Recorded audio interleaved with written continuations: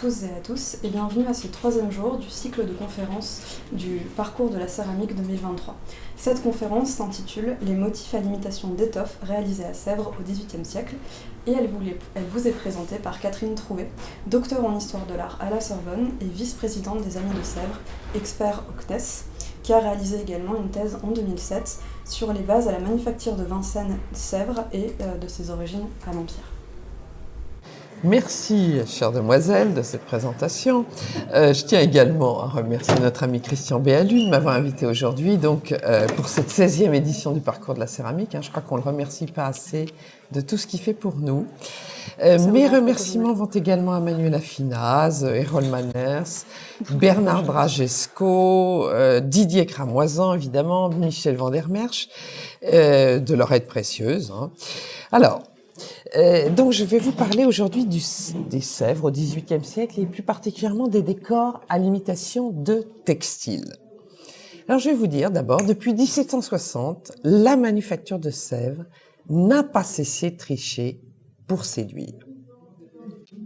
Habile faussaire, il se plaît à tromper son public en reproduisant sur son unique matériau l'aspect de tous les autres, que ce soit le bois, les camées, la pierre dure, les lacs et les étoffes, qui pénètrent ainsi l'univers de la porcelaine par le recours au décor à leur imitation. Alors, on limite notre étude aujourd'hui au décor à l'image de textile, en inscrivant notre présentation dans le prolongement des travaux de Catherine Jones, parus dans le journal de la French Porcelain Society en 2015. Alors, pour cet éminent auteur, la reprise des étoffes parmi les décors de Sèvres répondrait au mouvement général de la déclinaison de la mode du temps, en vue de plaire à une clientèle attachée à paraître dans le vent. Alors, elle serait le reflet de l'évolution du goût général, déjà promu par d'autres industries du luxe, à l'appui de sa démonstration. Alors, Catherine Jones, s'inspirant des travaux de Leslie Ellis Miner, qui est conservatrice au V&A département textile, établit diverses correspondances entre les décors créés à Sèvres et ceux utilisés par l'industrie lyonnaise de la soie, alors au fait de sa gloire.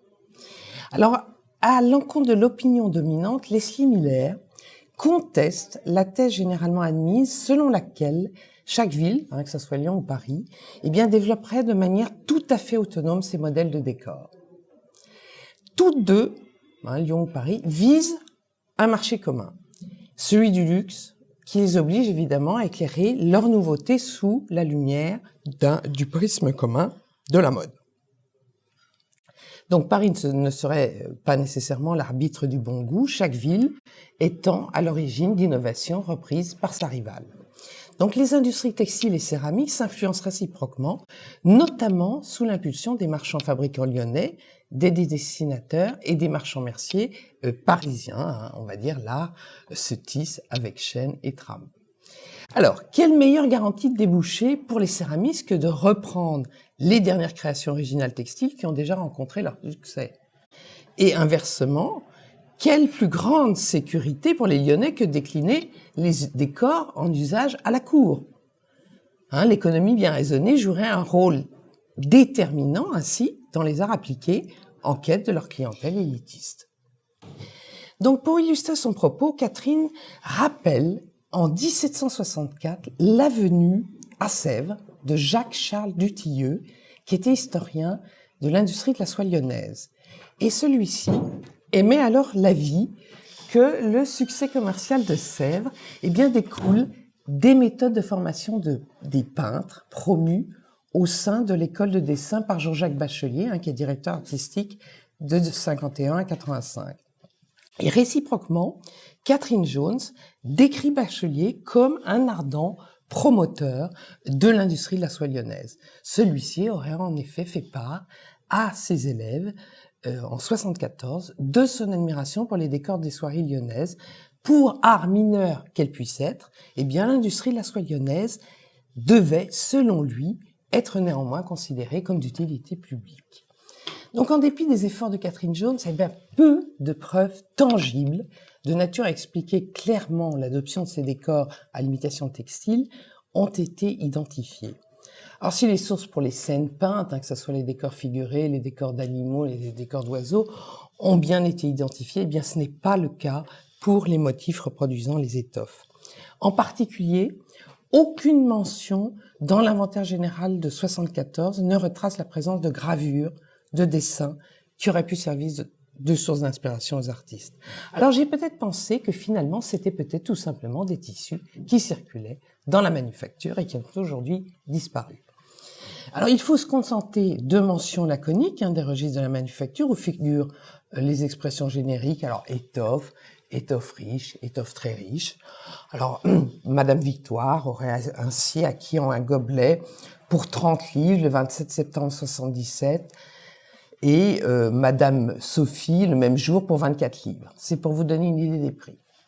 Il est vrai qu'à Sèvres, ces décors semblent moins prestigieux. Preuve en est que leur réalisation est confiée aux fleuristes, c'est-à-dire les peintres de fleurs et de motifs. Et en vertu de la hiérarchie des genres, eh bien ces artistes s'avèrent, à quelques exceptions près, eh bien les moins bien rémunérés de l'institution. Alors, parmi les fleuristes concernés reviennent souvent les noms de Jean-François Micot, je vous ai mis les dates d'activité, et j'ai indiqué les salaires mensuels en 1765, c'est à peu près notre période. Alors, donc Micot, marque X, parfois confondue avec celle de Drouet, marque en croix. Vous voyez, il est un peu plus payé parce qu'il est un peu plus loin dans sa carrière. Il y a aussi Pierre-Antoine Méraud, dit l'aîné, Charles-Louis Méraud, dit le jeune, tous les deux payés 66 livres par mois, ainsi que... Et non, Guillaume Noël, il est payé 60 livres par mois. Alors, il y en a moins fréquemment Denis Levé, payé 78, ou encore Louis-Jean Thévenet, payé 100. Puis à la fin du siècle, il y aura quelques femmes. Vous savez, c'est au moment où les hommes partent au combat, au moment de la Révolution, etc. Donc les femmes remplacent les hommes. Alors il y aura Madame Descoings, il y aura Sophie Chanoux, il y aura Madame Bunel. Alors pour autant, eh bien il ne faudrait pas voir dans les décors d'étoffe le recours à des motifs de second rang. Certes, ils ne renvoient pas, comme les lacs, au scintillant univers de l'exotisme, mais ils se veulent un séduisant reflet tant de l'intimité du décor intérieur que de la somptuosité des robes de cour. Alors ces univers ont d'ailleurs su séduire d'autres manufactures, puisque celles-ci produisent des décors à l'imitation de tissus, et ça c'est en nombre pléthorique. Alors, à Sèvres, les décors à l'imitation d'étoffes embrassent une variété séduisante. Alors, les motifs peints à l'imitation d'étoffes peuvent s'avérer sans lien direct avec la forme de la pièce, qui retrouve entièrement à l'image finalement d'un tissu tendu sur un élément de mobilier. Agencés de manière répétitive, souvent en bande, eh bien, ces motifs apparaissent, on va dire, au milieu des années 60. Dans d'autres cas, des motifs isolés s'harmonisent là davantage avec la forme des pièces, à l'image d'échantillons textiles ou de fragments d'étoffes issus de livres de modèles, et ils viennent alors souligner le rebord des pièces, renvoyant à des éléments de passementerie plutôt qu'à du tissu, bien que parfois, ils peuvent s'en rapprocher vu l'étendue de porcelaine blanche qu'ils te recouvrent. Alors, connus sous l'intitulé frise riche ou frise colorée, eh bien, ils évoquent évidemment la broderie scintillante, le damas des robes de la cour que porte à l'époque la riche clientèle de Sèvres. Alors, il ne faut pas manquer non plus de mentionner les décors à l'imitation de rubans, très répandus à Sèvres dès la fin des années 50. Moins commun. Le rappel de l'étoffe apparaît aussi dans le travail alors sur certaines pièces évoquant le travail de dentelières imaginaires. Je vous montrerai. Enfin, apparaît sur quelques pièces un travail sur le fond coloré, dont les tons, parfois les motifs, reprennent les couleurs et les motifs des étoffes à la mode. À la cour, d'ailleurs. Alors, regardons les décors peints à l'imitation d'étoffes qui recouvrent l'ensemble de la pièce. Alors, ont été identifiés deux types de motifs, les motifs géométriques et les motifs floraux. Commençons par ces derniers. Ce type de décor semble une déclinaison du répertoire existant de Sèvres, incluant fleurs et guirlandes. Donc, Le décor de ce gobelet de toilette et sa sous-tasse est caractéristique donc d'imitation à décor de rayures en vogue majoritairement dans les années 65, 64, 69, soit curieusement juste après la visite en 64 du fameux Monsieur Dutilleux. Et je pense que là il y a un lien. Alors, des bandes, vous voyez, polychromes de rose sur fond sablé d'or alternent avec des guirlandes à fond blanc, dotées de guirlandes de laurier entrelacées. Notez que les roses, alors je sais pas si, oui, je l'ai mis. Notez que les roses ont été rehaussées de blanc à base d'étain pour créer des variations de tons. Dans d'autres cas, les roses sont cerclées d'un trait à l'or ou de feuillage peint. Ainsi, la porcelaine blanche devient la part intégrale du dessin sans aucune concession à la forme de la pièce.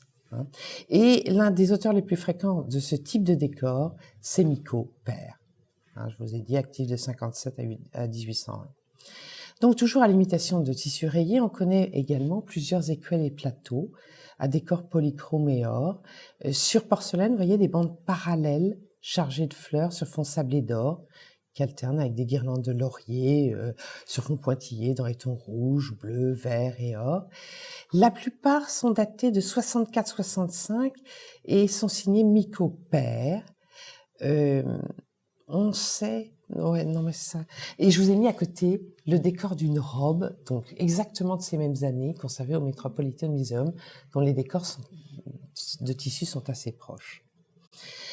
Toujours l'œuvre, là encore, de Miko Père, le décor en bande très évocateur d'étoffe, sans onde sablée d'or cette fois, de cette étiole et de son plateau qui est daté 66. Alors je remercie Errol Manners de m'en avoir envoyé photo. Et Errol, il a publié plusieurs pièces avec ce type de décor issus d'une même collection dans un livre de sa galerie paru en 2022, Hurley French Soft Paste. Donc, si vous voulez compléter votre enquête, vous pouvez regarder. Alors, encore un autre exemple de ce type de décor avec des zones sablées d'or sur ce gobelet calabre de 64, peint par Miko Père. Alors, peut-être hors de la manufacture, parce que dans les registres, je vois en 62, 64 et 67, il est noté que Miko Père peignit des frises colorées et autres genres hors de la manufacture. Je remercie Manuel Affinaz qui m'a permis d'utiliser cette photo issue de sa vente Reine en chair en avril. Même principe de décor en bande cette fois, sans inclusion de motifs sablés d'or sur ces deux gobelets. Le gobelet calabre à gauche est daté de 66. Il est l'œuvre de Méraud le Jeune, preuve que Miko Père n'a pas l'exclusivité de ce type de décor. Merci encore à Errol de m'avoir envoyé photo. Et voici le portrait de la duchesse Medinaceli par Anton Raphael Mengs, qui arbore une robe dans le goût de ses trompe-l'œil d'étoffe sur porcelaine.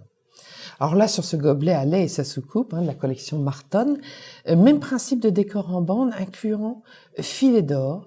Alors peut-être à l'image des fameuses soieries précieuses à fil d'or, et un jeu de minuscules fleurs présentées en guirlandes sinueuses ou entrecoupées, probablement inspiré d'un textile contemporain.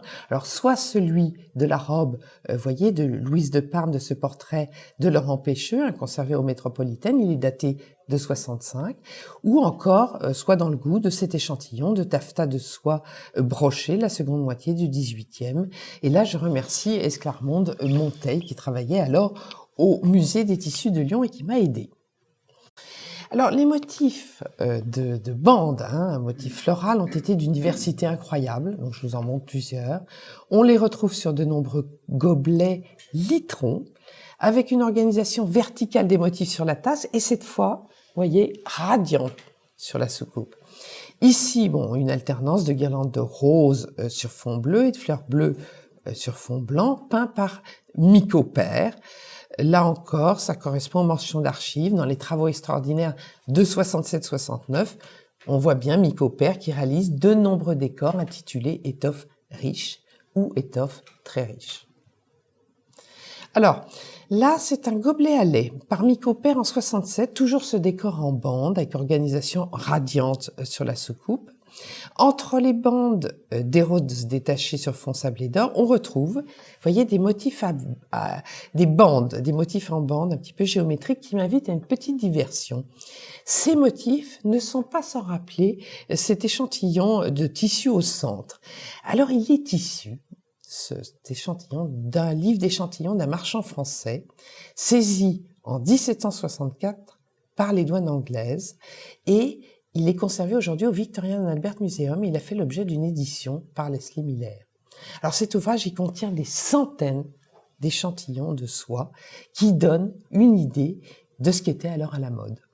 Et notez que ce type de motif est donc très proche de celui de cette tasse enfoncée de 1772 par Jean-Pierre Boulanger, que vous connaissez sans doute comme Doreur, mais qui en fait a aussi été peintre de motifs.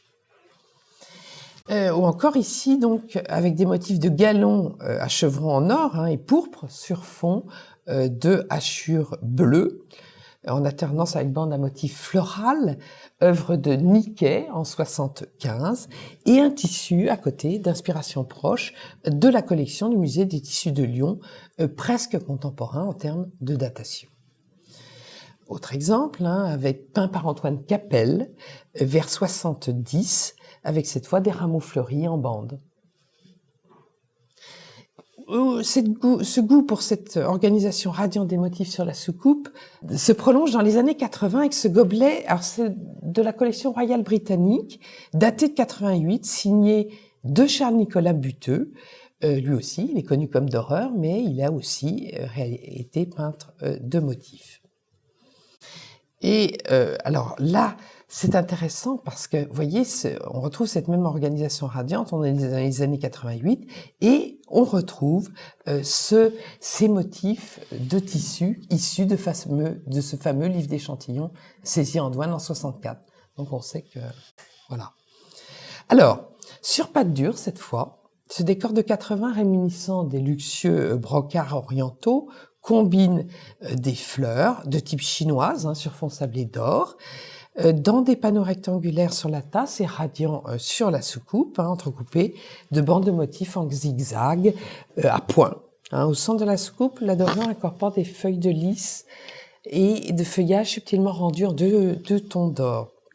Alors là, il s'agit d'un des rares exemples de décors à l'imitation d'étoffes exécutés par le meilleur peintre de fleurs de l'institution, c'est Armand le Jeune. Et en 65, lui, il est payé 100 livres par mois. Donc voilà, ça donne une idée. Ici, alors toujours le même principe, cette fois ce sont des bandes sinueuses qui se déploient autour de motifs floraux, réalisés en 75 sur ce gobelet litron par Louis-Jean Thévenet, avec à droite un tissu évocateur de ce type de motif, tiré toujours de ce livre d'échantillons de ce marchand français saisi en douane en 64. Ici, il s'agit cette fois sur la soucoupe d'un décor floral non pas radiant, mais concentrique sur ce gobelet litron peint par Pierre le Jeune en 75. En cartel, différentes espèces de fleurs se détachent sur un fond de petite rose qui n'est pas sans évoquer les tissus du XVIIIe siècle, comme le suggère cette réédition sur ce fauteuil conservé au château de Versailles. Alors ici, même principe sur ce décor floral en bande concentrique d'un gobelet litron et sa soucoupe décorée par Michel Gabriel Comelin en 85. Et d'ailleurs, dans les registres, pour ces années 85 et 86, sous le nom de Comelin, je retrouve des décors intitulés Fond et étoffe. Donc ça doit être le cas. Autre type de motifs floraux organisés en bande qui couvrent intégralement la pièce en créant un effet similaire à un tissu, des roses encadrées de guirlandes de laurier ou de simples filets à l'or qui se détachent sur un fond bleu céleste ou vert ou parfois blanc rehaussé de minuscules points comme ici. Et donc ça copie vraiment l'étoffe, voyez. Alors, identifié dès 1767 dans les archives de Sèvres sous l'appellation de rose encadrée d'or, là on peut pas se tromper, ce type de décor se poursuit dans les années 80 avec des variations mineures, là je vous ai mis une variation. Alors, on retrouve également Euh, ce type de décor, vous voyez, de roses encadrées d'or en semis plutôt qu'en bande, sur quelques vases à monter, comme cet exemple à dater de 75, conservé à Los Angeles, à l'Huntington Library. Ce qui m'amène à vous parler d'un autre type de décor à l'imitation de tissu, le décor en semis, donc à l'image de celui-ci, à l'image notamment de celui de Barbeau, alors je ne sais pas si ça va, qui orne le gilet du peintre Ménageot, portraituré en 1785 par Marie-Victoire Lemoine, œuvre aujourd'hui conservée au château de Versailles, qui a été repris sur ce gobelet enfoncé à gauche, ou encore, toujours en semis, ce semis de rose qui renvoie au tissu que je vous ai montré antérieurement, une gobelet enfoncé de l'ancienne collection de Jacques de Beurville. Ici, un gobelet au décor en chevron, peu courant. Peut-être s'agit-il d'une pièce d'essai. Vous savez que les gobelets litrons ont souvent été utilisés à titre de pièce d'essai, qui n'est pas sans rappeler par son organisation le tissu illustré à droite. Ce décor, alors dit mosaïque et fleurs, est réminiscent des textiles français des années 60-70. En particulier les soieries, caractérisées par des motifs floraux enchâssés dans des rubans sinueux, alors sur fond uni ou un motif. L'auteur de ce déjeuner est, en 73, Méraud le Jeune.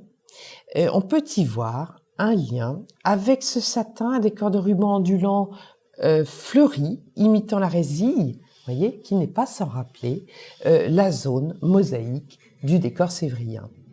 La tasse est datée de 1779 et porte la marque de Méraud le Jeune, et elle est à rapprocher d'une tasse justement au musée des arts décoratifs, dans les registres des fournées des peintres, sans doute Sophie l'a-t-elle noté, du 25 octobre 1779, eh bien on retrouve ces deux gobelets bien décrits comme décor à décor mosaïque et fleurs, au nom de Méraud le Jeune. Donc je suis sûre du nom de ce type de décor. Voilà. Alors bon, après les motifs floraux, eh bien regardons les motifs géométriques, moins nombreux toutefois. L'icate. Alors l'icate, c'est un tissu de fête, beaucoup le connaissent peut-être, qui symbolise richesse, prestige, et qui relève d'une technique de teinture ancienne, complexe. Sa particularité vient que les motifs sont teints sur le fil avant le tissage, et c'est important d'évaluer la quantité des fils utilisés et leur positionnement, car c'est la juxtaposition des fils correctement teints qui crée le décor. Et l'icate est reconnaissable, vous voyez, par ses motifs au bord flouté. Et il serait apparu en Chine, alors au VIe siècle, mais les sources divergent à ce sujet. Ensuite, il se serait répandu en Asie du Sud-Est, d'où son nom. Je crois en Inde, au Moyen-Orient et même en Amérique du Sud et centrale. Donc ces tissus viennent à la mode en Europe au XVIIIe siècle. Ils étaient connus sous les termes de chiné à la branche.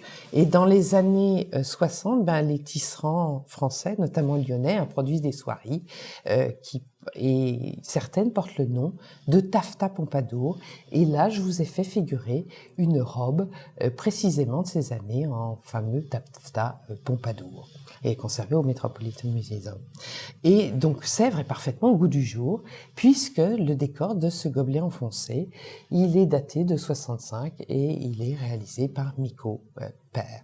Je vous montre, on retrouve ce motif icate sur cette théière calabre de 66, alors là elle n'est pas signée du peintre, ou encore sur ce plateau carré, daté de 65, ou encore sur ce gobelet calabre de 65. Alors là, notez cette présence, je vous montrerai après, de ce décor. Vous voyez ces trois rayures bleues entrecoupées de 1. Vous notez ça dans votre tête, je vous montre après. Alors, encore là, une disposition concentrique horizontale très rare, cette fois de motifs géométriques, cette fois pas vraiment icate. Sur ce gobelet enfoncé, sa soucoupe, datée de 65, exécutée par Micot Père. Et là, voilà ces motifs géométriques en bande sur ce gobelet enfoncé, lui aussi daté de 65. Notez que les fameuses vandes à fond rose, eh bien, vous les retrouvez ici. Alors peut-être aussi est-ce un décor à l'imitation d'ICAT, bien que, vous voyez, l'effet général s'en éloigne un peu. Dans ces années 65, Charles Méraud, dit le Jeune, appliqua de nombreux décors dits en sablé d'or. Eh bien, ce décor à motif géométrique, avec inclusion parfois de guirlandes feuillagées, est pour le moins inusuel, mais peut-être se rapproche-t-il de tissus aussi des temps.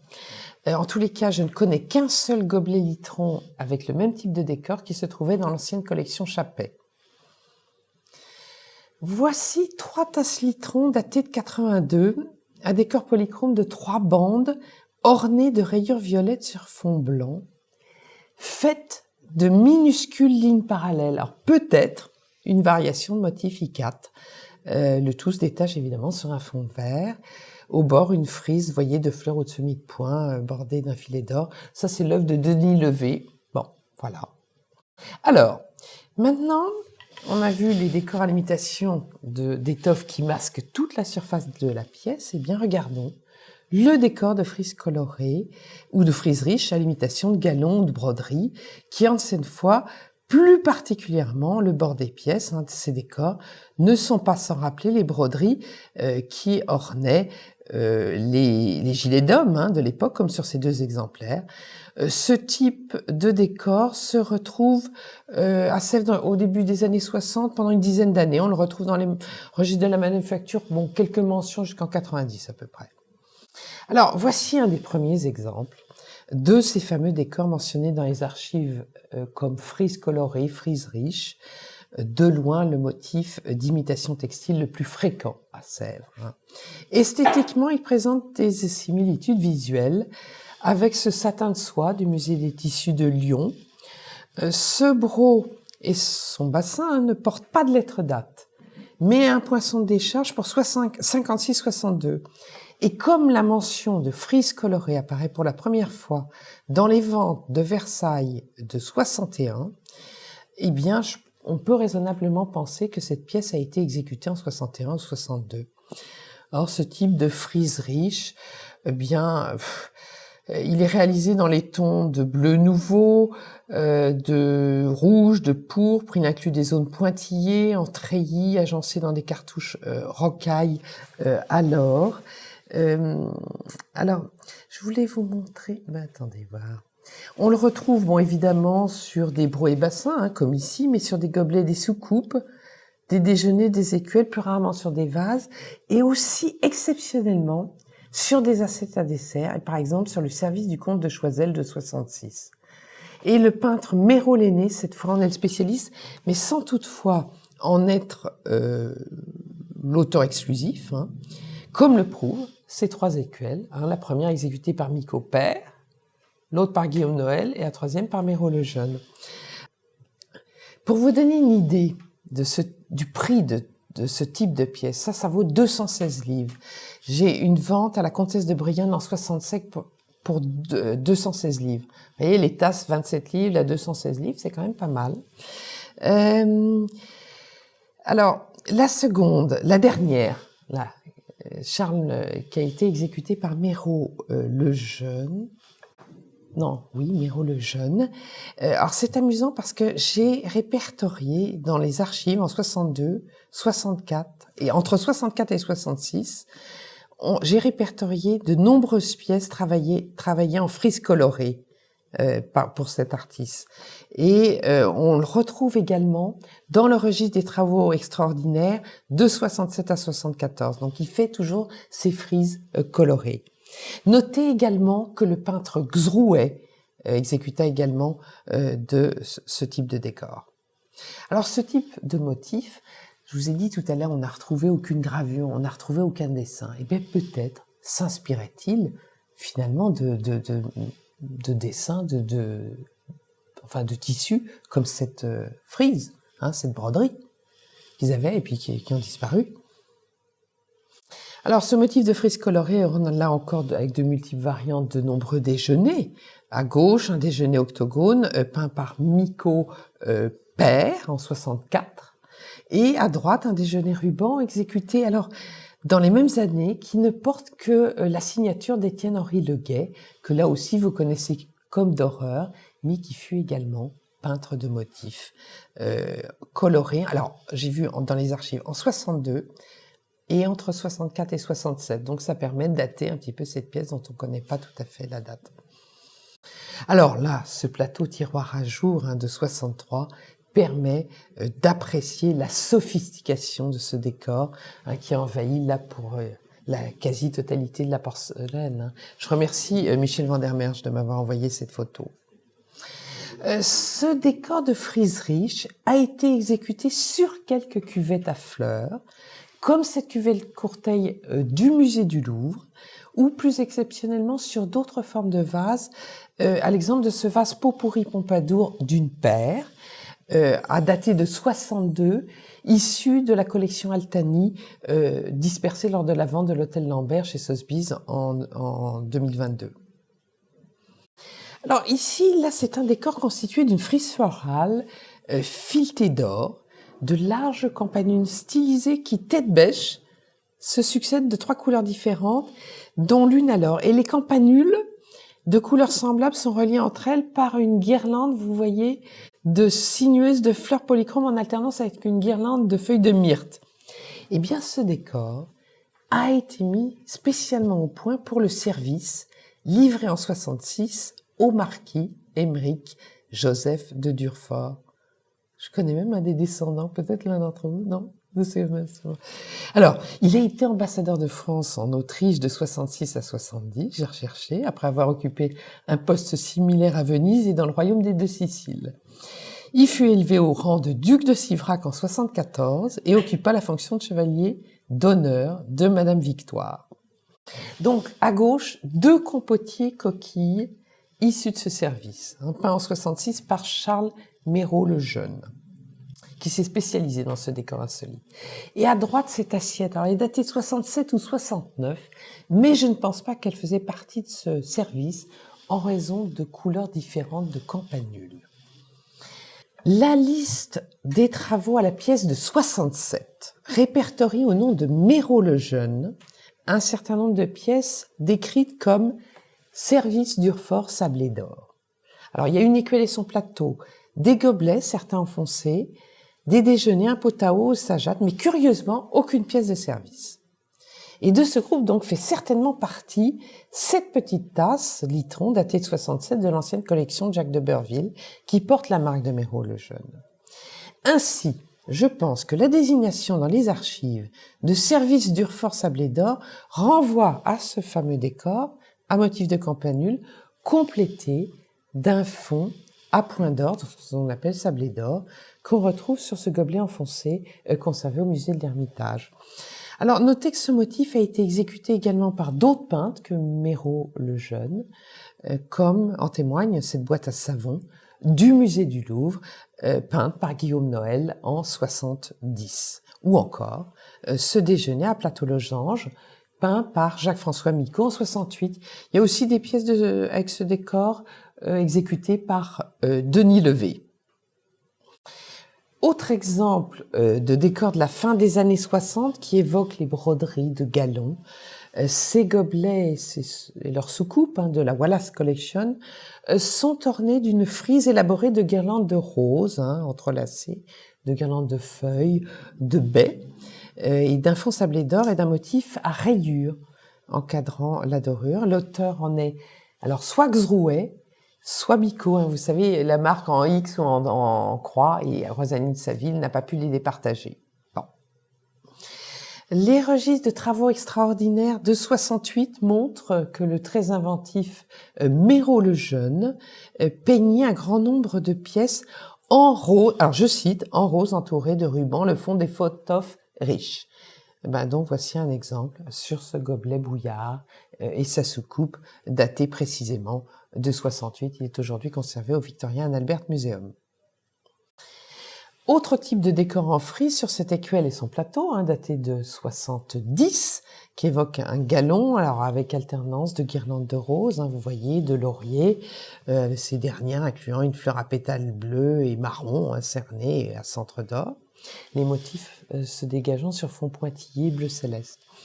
Ce travail est caractéristique là de Méroléné, vers 1770 jusqu'au début des années 80. Et une variante à droite sur ce gobelet à lait, toujours par Méroléné. Alors là, il s'agit probablement d'un tissu, ce qu'on appelle chiné à la branche, transposition occidentale de l'icate asiatique, qui a servi de source d'inspiration pour le décor de cette assiette. Au XVIIIe siècle, le décor de ces soieries, principalement exécuté à Lyon, résulte, je vous l'ai dit, de la teinture partielle avant tissage des fils de chêne par petits groupes appelés branches, d'où le nom de chiné à la branche. Et cet art délicat, long et coûteux, où prédominent les motifs floraux, fut très prisé à la cour, notamment par Marie-Antoinette. Alors, à Sèvres, Mademoiselle Legrand, qui par son mariage en 91 devient Madame de Coin, fut l'auteur d'un service dit chiné, identifié dans le registre des peintres, en 2 années, 90 et 91. Et donc, en voici une assiette, le décor central, le décor d'icate. Et je vous montre également une autre assiette, datée de la même année, au décor chiné, exécutée cette fois par Sophie Chadoux. Alors, qui en a déjà réalisé en 90. Alors, je ne sais pas si ça constituait le même service. Enfin, toujours est-il que je vous montre le projet dessiné à Sèvres, qui persiste dans les archives. Alors maintenant, je vous propose de regarder le travail de dorure à l'imitation de ruban. L'usage de ruban comme élément de décor apparaît à la fin des années 50. C'est probablement peut-être aussi un des décors très usités à Sèvres, très fréquent. Je vous montre à gauche ce vase à rocaille, conservé à Versailles, à dater vers 57, sur lequel est apposé tout un réseau de tors, de rubans roses, on le voit bien. Aux intersections, on aperçoit les jeux de plis provoqués par l'entrecroisement de ces rubans. Alors, notez que ce fond, à l'imitation d'étoffe, a servi également de décor pour les fonds colorés, puisque là, on voit effectivement des réserves. Cette jatte ovale est conservée au musée de Sèvres. Autre décor à droite, sur ce pot à sucre bourret, un décor assez commun de la fin des années 50, avec des rubans obliques, alors qui peuvent être en vert, en bleu céleste, en bleu lapis, en rose, qui viennent alterner avec des guirlandes de fleurs et se poursuivent sur le couvercle. Un autre exemple sur ce plateau du roi, accompagné d'un gobelet Hébert et sa soucoupe. Alors, plateau du roi, c'est amusant parce qu'il a probablement été acheté par Louis XV, ce plateau, qui témoigne encore de l'usage de rubans pour créer un réseau décoratif, comme souvent accompagné de fleurs. Et à droite, on retrouve ce plateau sur la planche 3 de l'ouvrage de Garnier de 1889. Autre exemple, le décor sinueux sur ce fond blanc de guirlandes de fleurs polychromes entrelacées sur un ruban bleu de ce gobelet bouillard peint par Denis Levé rappelle ce fragment de soie chinée de la seconde moitié du XVIIIe, conservé au musée des tissus de Lyon. Autre exemple, évidemment, avec cette pièce du fameux service à ruban bleu céleste, livré à Madame du Barry en 69, dont la majorité des pièces est aujourd'hui conservée au château de Versailles. C'est le cas de ce plateau losange, là encore avec ce jeu de rubans et de guirlandes de fleurs entrelacées. Preuve de l'engouement de ce type de décor mêlant rubans et fleurs, on le retrouve dans les années 80, comme ici sur ce plateau losange et cette soupière, du fameux service livré le 25 novembre 84 à Pierre-Aimé de Mauroy, et qui était inspecteur honoraire de la manufacture pour le compte d'un tiers inconnu. En tous les cas, je crois que ces pièces ont figuré dans la collection d'Emidoff. Alors, nous arrivons au travail à l'or à l'imitation de dentelle. Voici un cas exceptionnel à Sèvres d'imitation de dentelle à l'or, plus précisément du point d'Espagne, sur l'aile de cette assiette issue d'un service prestigieux qui offre un aperçu du rôle diplomatique que Sèvres joua au travers de ses envois de porcelaine aux cours étrangères. En 773, Sèvres livre au duc d'Aiguillon un service, alors je vous dis l'intitulé exact, guirlande de fleurs coloriées et point d'Espagne. Cette dernière mention, évidemment, en référence au travail alors à l'imitation de dentelle. Et ce service était alors destiné à la cour de Sardaigne, à laquelle en fait il fut jamais livré. Le service resta dans les réserves du ministère des Affaires étrangères, puis ensuite fut retourné à Sèvres en 76 pour échange. Et il fut complété à Sèvres en 78, 79, 80, 82. Et en 81, une partie de ce service a été vendue aux marchands Kendall et Casanova. Et en 88, eh bien, la partie subsistante fut délivrée aux fameux émissaires du sultan de Mysore, Tipo Saïd, qui envoyait ses émissaires pour chercher de l'aide de la France pour sa lutte contre les Anglais là-bas en Inde. Donc voilà, c'est des corps tout à fait étonnants. Alors on n'en retrouve pas énormément, mais en tous les cas sur ce service, il est tout à fait remarquable. Alors, je vous propose maintenant de finir en regardant les couleurs de fond coloré à l'imitation d'étoffe. Je voulais quand même faire une petite remarque sur les couleurs de fond à l'imitation d'étoffe qui furent introduites là à la fin, on va dire au début des années 80 à Sèvres. Vous savez que le 18e, c'est le siècle de la couleur et c'est de la cour que partent toutes les modes. Et Sèvres se tient à l'affût des nouveautés en matière de couleurs pour satisfaire sa clientèle. Et à cet égard, parmi les nouvelles couleurs présentées chaque fin d'année dans les appartements du roi à Versailles, eh bien, figurait parfois la reprise d'une couleur nouvellement en vogue dans la mode vestimentaire. Et pour l'année 81, par exemple, on retrouve mentionné dans les archives de Sèvres un fond bout de Paris, couleur probablement tirant sur le roux. Et cette couleur était à la mode dans les années 80. Elle est encore mentionnée en 87. Elle figure dans le livre-journal de Madame Eloffe. Marie-Antoinette, par exemple, commanda chez Madame Eloffe une robe pour se vêtir à la conciergerie dans cette étoffe couleur bout de Paris. Cette même année 81, aussi à Sèvres, on retrouve mention dans les archives d'une couleur ventre de biche. C'est une couleur blanc roussâtre de la veste à double boutonnière et au bonnet bordé de pluche du régiment de dragons au XVIIIe siècle. Autre exemple, en 83, je retrouve mention du fond bleu œil du roi, couleur de tissu bleu-gris à la mode versaillaise dans les années 80. Et en somme, la présentation de la nouvelle collection à l'occasion de cette Fashion Week d'alors, permettait de promouvoir les dernières nouveautés auprès d'une clientèle exigeante qu'il faut sans cesse séduire par de nouvelles innovations et de nouvelles esthétiques et techniques. Alors, si hélas, de ces trois couleurs dont j'ai vous parlé, je n'ai pu retrouver aucune pièce afférente, je vous propose de regarder deux exemples évoqués lors d'une précédente conférence. Alors là, vous voyez à l'écran, pour l'année 80, le fond prune de monsieur.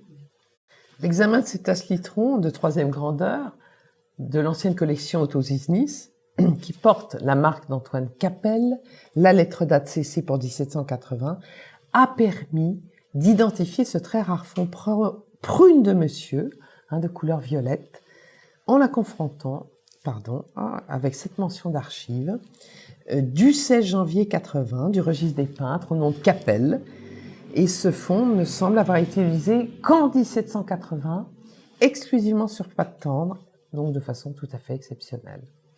Alors le prune de monsieur, c'est une sorte de bleu-violet intense qui renvoie à une variété de prunes rondes à la chair fondante, dont Philippe d'Orléans, le frère de Louis XIV, se gavait au point d'en attraper des indigestions, m'a-t-on dit. Alors cette couleur était à la mode au début des années 80, en témoigne ce portrait de monsieur de 1782, exécuté par Elisabeth Vigier-Lebrun, Et d'ailleurs, en avril 81, on voit même le marquis de Sade qui réclame à son épouse plusieurs toilettes dans cette teinte. J'attends la petite redingote en prune de monsieur, veste et culotte jaune, dit-il à son épouse. Bon, de même, l'analyse d'une autre tasse litron émaillée, de deuxième grandeur du Getty, portant la lettre date DD pour 1781, et la marque du poseur de fond Capel, a permis, alors c'est pas à moi, là c'est à Adrienne Sassoon, d'identifier cette couleur mer de doigt comme fond utilisé sur pâte tendre. On la retrouve dans les registres des peintres, dans les registres en 80, en 81 et en 84. C'est juste ça. Donc cette couleur de fond mer de doigt fut également employée sur les frises des assiettes du service Perlard-Barbeau de la reine Marie-Antoinette, dont plusieurs exemplaires sont conservés à Trianon. Vous avez sans doute vu peut-être la fameuse dation de Giscard d'Estaing, la fameuse récente dation. Donc couleur mer de doigt. Alors, je ne sais pas s'il savait ça, monsieur Giscard d'Estaing, mais bon. Pour vous raconter cette histoire sur les mers de doigt, cette même année 81, apparaît à la cour une nouvelle couleur mise à la mode par la reine Marie-Antoinette, le caca dauphin. Nommé d'après la couleur des selles du dauphin de France, Louis de France, qui est né le 22 octobre. Et on ne peut pas s'empêcher de rapprocher cette nouvelle couleur du fond jusque-là désigné mer de doigt et mentionné dans les archives depuis 1780.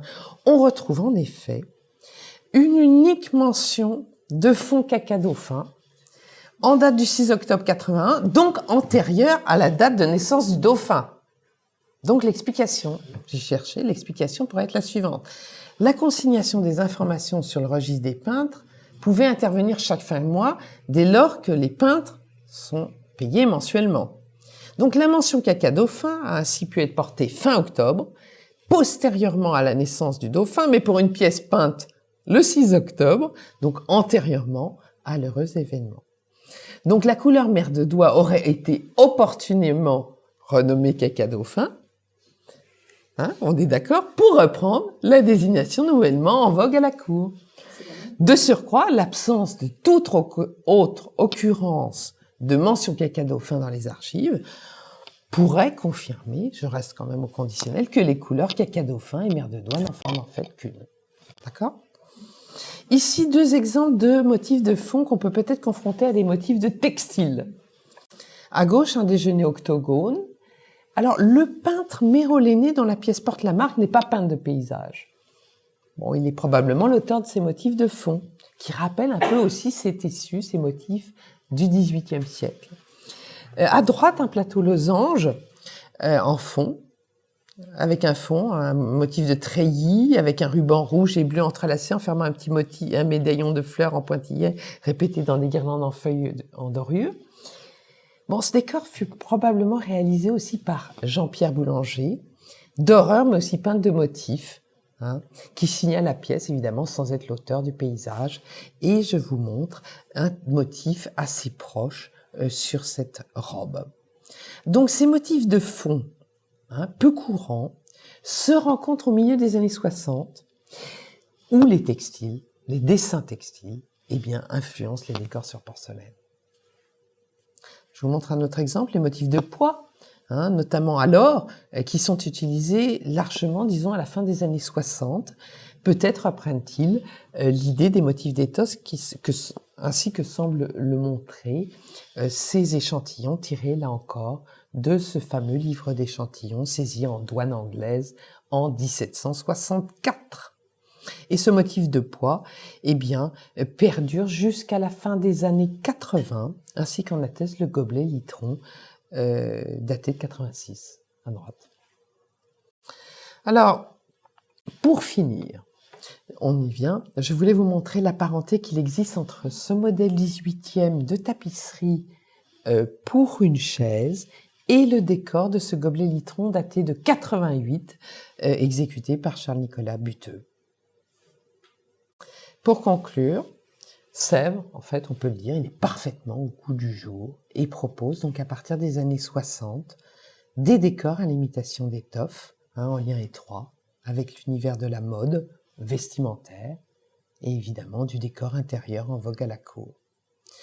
En raison d'absence d'archives détaillées, avant 77, ceux qui connaissent bien Sèvres le savent, et de livres de vente, sans mention très nette de décors, eh bien on ne sait pas exactement si ces décors ont rencontré un grand succès, s'ils furent produits en très grand nombre. Alors on connaît néanmoins quelques illustres acquéreurs, que ce soit la duchesse de Mazarin, que ce soit Madame Sophie, Madame Victoire. Bon, on peut également quand même souligner que ces décors n'ont été majoritairement employés que sur des pièces utilitaires, majoritairement, enfin on va dire, incluant donc gobelets et soucoupes, peut-être des pièces d'essai, des écuelles et plateaux, plus rarement des déjeuners, des pots à fard, des ou à tabac, donc plus liés au monde domestique du boudoir, ou de l'habitat intérieur, qu'aux espaces de réception, habitat naturel évidemment, des garnitures élaborées de vases de Sèvres. Notez toutefois que l'on retrouve quelques cuvettes, notamment à décor de friserie, dont je vous ai montré un exemplaire. Et curieusement, à partir de 91 jusqu'à l'an 4, mention de quelques vases à décor, alors d'étoffe, étoffe en or, étoffe et ruban, chinois et étoffe or et chinois, dont je n'ai pu hélas identifier aucun exemplaire. Alors j'appelle tous les connaisseurs ou tous ceux qui s'ils ont des idées à propos de ces pièces, de m'écrire. Le dernier mot sera le suivant. Nous ne pouvons néanmoins que saluer la diversité, l'innovation, l'originalité, on va dire, la somptuosité de ces décors qui, à leur manière, dont grand hommage au luxe à la française. Et s'y célébrer finalement au travers des deux domaines évoqués, l'or blanc, la porcelaine, et les étoffes, liées au monde de la mode, au décor intérieur, deux univers qui ont fait rayonner les arts décoratifs au XVIIIe. Je vous remercie de votre attention. Voilà.